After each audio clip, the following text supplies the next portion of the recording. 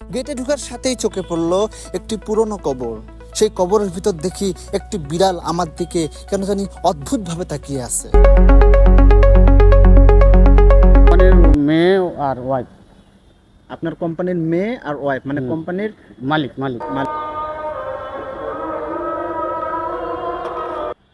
তো গাইস, দেখতেই পাচ্ছেন আমি কোন জায়গায় আছি। এটা হলো আপনার প্রায় 400 বছরের পুরনো একটা ঐতিহাসিক কবরস্থান। হ্যাঁ, প্রায় ঢাকা শহর উন্নত হওয়ার আগেই কিন্তু আপনার এই কবরস্থানটা ছিল। এখানে প্রায় হাজার হাজার বছরের আগে কিন্তু কবর এখানে আছে। এখানে সব খ্রিস্টানদের কবর পাওয়া যাবে। কিছু কিছু কবরস্থান দেখলে নিজেকেই ভয় লাগে, সাহস জোগাতে পারি না। এখানে আমি একাই আসছি, হাজার হাজার কবর এখানে আপনারা দেখতে পাবেন। তো চলুন আপনাদেরকে কিছু কবর দেখাই। হ্যাঁ, চারদিকে যেদিকেই তাকাই শুধু কবর আর কবর আমার চোখে পড়তেছে। সেখানে একটা কবর দেখতেছি নতুন, এই যে দেখেন, মনে হয় আজকে কালকের মধ্যে এরকম এখনো মোমবাতি জ্বলানো আছে।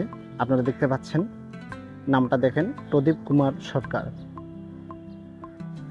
এরকম অসংখ্য অসংখ্য কবরস্থান এখানে আমরা প্রায় কত জায়গায় না দেখেছি। গাছপালা, নদী নালা, পাহাড় পর্বত, কত জায়গায় না আমরা দেখলাম, চোখ জুড়ানো দৃশ্য দেখলাম। কিন্তু এমন একটা কি জায়গায় আপনারা দেখেছেন? এটা কিন্তু যেমন তেমন জায়গা নয়। এটা হলো প্রায় 400 বছরের পুরনো একটি ঐতিহাসিক কবরস্থান, যেখানে সাহিত্য রয়েছে প্রায় শত শত বছরের মানুষ, শত শত বছরের পুরনো সেই আগের যুগের মানুষরা। তো চলুন আজকে আমি আপনাদেরকে সেই নিদর্শনগুলোই দেখাবো, কি হয়েছে বা এখন কিভাবে আছে এই কবরস্থান, আর কেনই বা এখন মানুষ এখানে আসতে এত ভয় পাচ্ছে। তো চলুন জানা যাক। আমার সামনে যে একটি গম্বুজ বিশিষ্ট কবর দেখতে পাচ্ছেন, এই কবরটি প্রায় 400 বছর পূর্বের। এখানে শায়িত আছেন কলম্বো সাহেব নামের একজন ব্রিটিশ ইস্ট ইন্ডিয়া কোম্পানির স্টাফ। তো হ্যালো গাইস, আসসালামু আলাইকুম, আমি আরিয়ান। চলে আসলাম আজকে একটা নতুন ব্লগ ভিডিও নিয়ে।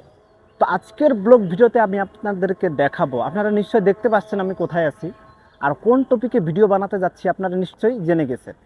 তো প্রায় 400 বছরের পুরনো একটি ঐতিহাসিক কবরস্থানে আমি আসছি। হ্যাঁ, যেটা খ্রিস্টানদের কবরস্থান।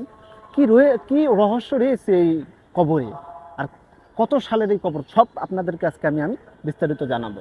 তো আমি সর্বপ্রথম ওয়ারি থানা থেকে 20 টাকা দিয়ে রিক্সা নিয়ে চলে আসলাম পাখির মোড়ে।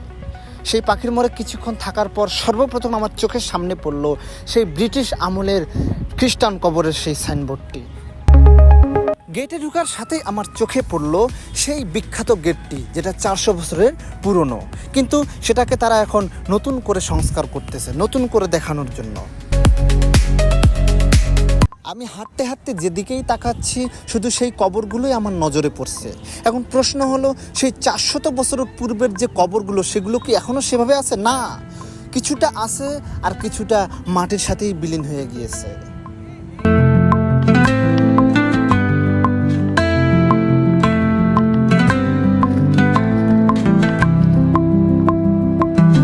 আমার সামনে যে কবর একটি দেখতে পাচ্ছেন, এই কবরটি প্রায় 1878 সালের কবর। এনার নাম হলো এলিজাবেথ। হয়তো ইনার স্বামী ওনাকে অনেক ভালোবাসত, লাইলি মজনুর মতোই ধরতে হবে, যার কারণে ইনি মারা যাওয়ার পর, হয়তো কোনো কারণে মারা গিয়েছে, ইনি মারা যাওয়ার পর ইনার কবরকে সংস্কার করে এনার কবরের উপরে একটি সুন্দর মূর্তি বানিয়ে রেখেছেন। এগুলো দেখলে শরীরে একটা আলাদা একটা অনুভূতি চলে আসে। বাংলাদেশের কিছু নিদর্শন, বাংলাদেশের কিছু অৎফুল্ল সেই নিদর্শনগুলো যদি আমরা দেখি, যদি আমরা ভাবি, তো আমাদেরকে ভাবাতেই থাকে যে কেন সেই আগের যুগে ফিরে গেলাম না, কেন সে আগের যুগটা আমরা পেলাম না, আগের যুগটা যদি পেতাম কেমন হতো, এবং সেই দিনগুলো আমাদের জন্য কেমন হতো।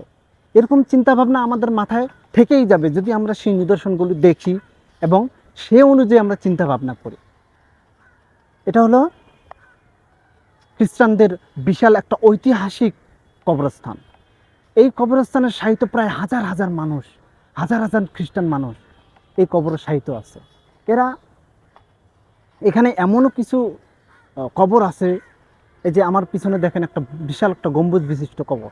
এখানে বড় বড় যারা ব্রিটিশ আমলের বড় বড় যারা ব্যবসায়ী, বড় ইন্ডিয়ান শ্রমিক যারা ছিলেন, এই যে বন্ধুরা দেখেন, এই যে আমার সামনে যে গম্বুজ বিশিষ্ট একটি কবর, এই কবর যে আপনারা উপরে যে গম্বুজ বিশিষ্ট কিছু নিদর্শন দেখতেছেন, এগুলো আগে এমন ছিল না। এই যে এগুলো আগে ভাঙে গেছিলো, এগুলোকে ভাঙ্গাগুলো এখন ফেলে দিয়ে নতুন করে স্থাপন করা হচ্ছে। দেখেন, আগে এই জায়গাটা এমন একটা ভয়ঙ্কর জায়গা ছিল, এখানে দেখে মনে হবে যে একটা ভুতুরে জায়গা। সো এটাকে এমনভাবে নতুন করে স্থাপন করতেছে, মনে হচ্ছে এখানে থাকা যাবে, বা একটা গম্বুজ বিশিষ্ট একটি প্রাসাদ মনে হচ্ছে। এটা হলো সেই গেট, যেই গেটটা প্রায় 400 বছর পূর্বে, মানে 400 বছর আগে বানানো হয়েছিল। আমি একটু হাত দিয়ে টাচ করে দেখলাম যে ওই গেটটা কিনা। প্রায় 2-1 বছর আগে এটার এমন অবস্থা ছিল, মনে হবে না যে এটা একটা গেট, ভয়ঙ্কর আর কি। আর এখন দেখেন নতুন করে সংস্কার করে এখন এটাকে রং করবে, রং করে আবার নতুন মনে হবে যে এটা প্রায় 1 বছর হয়নি বানানোর, এরকম।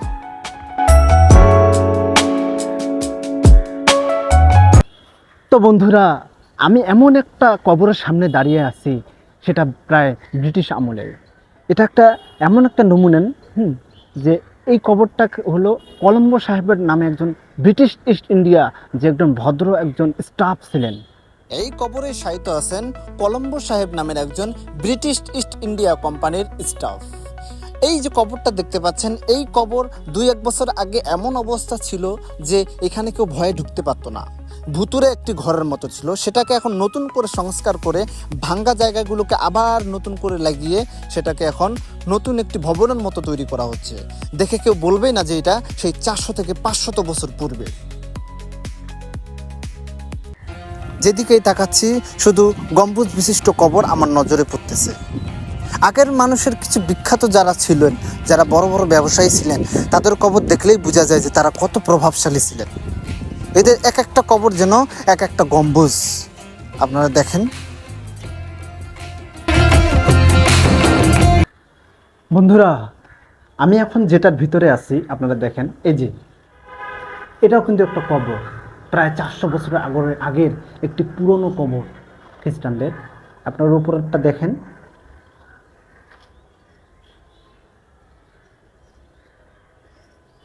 মানে অবাক করা একটি কিছু রহস্য আপনার এই কবরস্থানে রয়েছে। যে দূর থেকে বলবেই না যে এটা একটা কবর। আমি তো প্রথমে ভেবেই নিছিলাম যে এটা একটা কোনো মন্দির হবে খ্রিস্টানদের, কিন্তু না, এটাও একটি কবর। এখানকার এক একটি কবর যেন এক একটি মরা ইতিহাস। যেদিকে তাকাচ্ছি শুধু 1300, 1400 এবং 1500 সালের সেই কবরগুলো আমরা দেখতে পেলাম।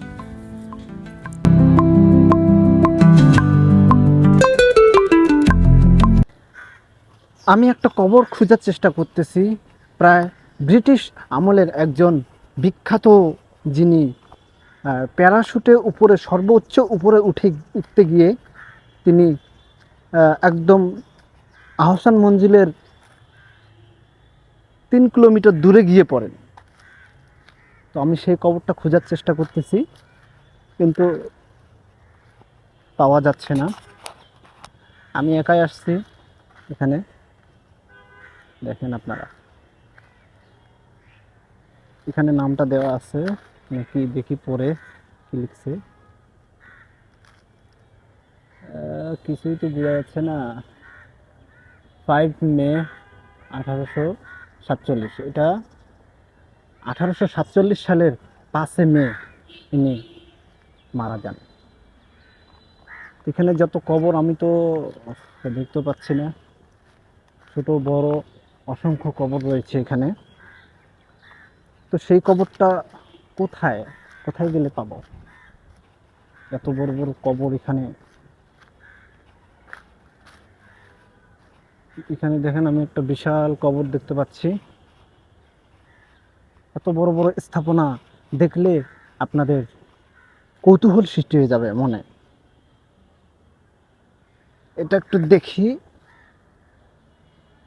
এটা আপনার রেপ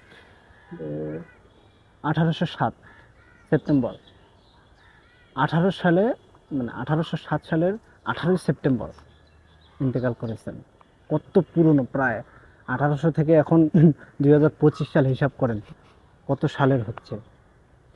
এত কবর, এত কবর দেখলে আপনার খালি মনে কৌতূহল সৃষ্টি হবে।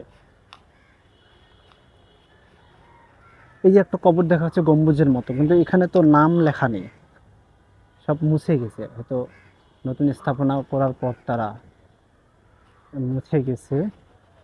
তো আমি এখন এদিক দিয়ে যাই, দেখি এদিকে পাই কিনা। এখানকার যে নিদর্শনগুলো আপনারা দেখতেছেন, এই দেখেন, দেখলে শুধু মনে কৌতূহল সৃষ্টি হবে।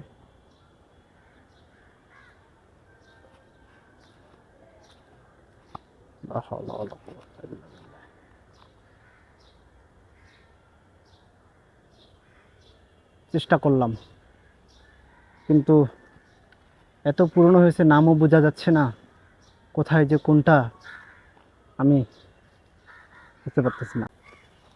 বন্ধুরা দেখেন, এখানকার যে কিছু কিছু কবর আছে, যদি আপনারা দেখেন আপনাদের মনের ভিতর একটা আলাদা একটা অনুভূতি চলে আসবে, একটা কৌতূহল চলে আসবে। সেই 400 বছর পূর্বে যে কবরগুলো এখন করা হয়েছিল সেগুলো এখনও আছে, মনে হয়, বিশ্বাস হয়। কিছু কিছু জায়গা আপনাদেরকে দেখালাম, এই যে আমার পিছনে দেখেন এই যে কবরগুলো,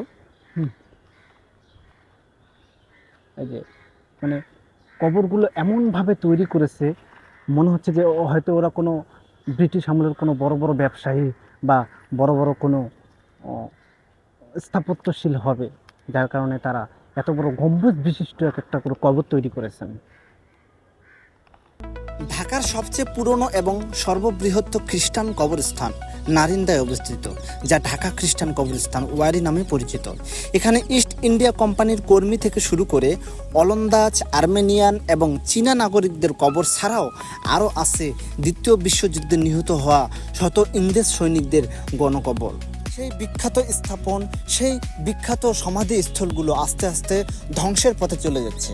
এই কারণেই কিছু কিছু যেগুলো বড় বড় গম্বুজ বিশিষ্ট কবর, সেগুলোকে আবার নতুন করে সংস্কার করে আবার আগের পদার্পণায় আনতে হবে, এমনটাই স্থানীয়দের কাছে শোনা গেল।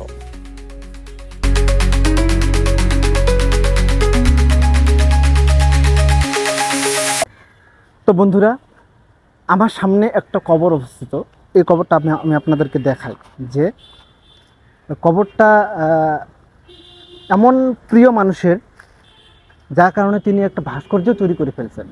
এই দেখেন ভাস্কর্য, এখানে লেখা আছে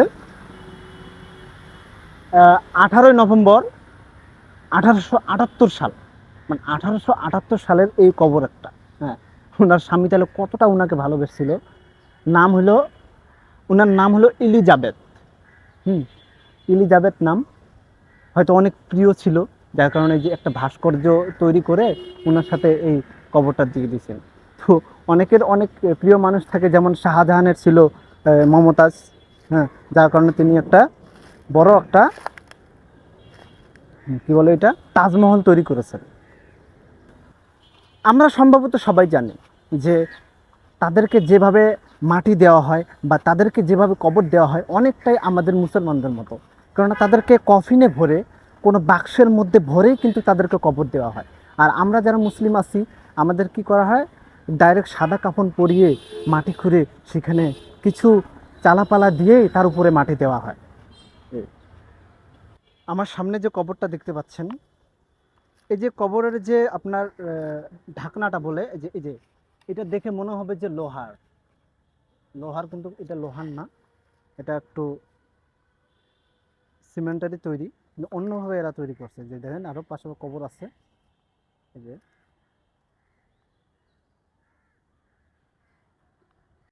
তো বন্ধুরা, এই ছিল আজকের ভিডিও। আজকের ভিডিওতে যা শিখতে পারলাম, যা দেখলাম, এগুলো অবশ্যই আমাদের মনে একটা আলাদা একটা কৌতূহল সৃষ্টি করবে, যে সেই পুরনো, সেই 400 বছরের পুরনো কবরস্থান বা সেই কবরগুলো এখনও আছে সেইভাবে, অবশ্যই কৌতূহল সৃষ্টি করবে। সো আজকের ভিডিওতে আমি যদি আপনাদেরকে কিছু আনন্দ বা আগের যুগের কিছু নিদর্শন দেখাতে পারি, তো অবশ্যই আমার চ্যানেলটা সাবস্ক্রাইব করে পাশে থাকবেন। আবারও দেখা হবে কোনো এক নতুন ভিডিওতে, কোনো এক নতুনভাবে, নতুন রূপে। তো আজকে এই পর্যন্ত। আল্লাহ হাফেজ, ভালো থাকবেন, সুস্থ থাকবেন, অবশ্যই চ্যানেলটা সাবস্ক্রাইব করবেন।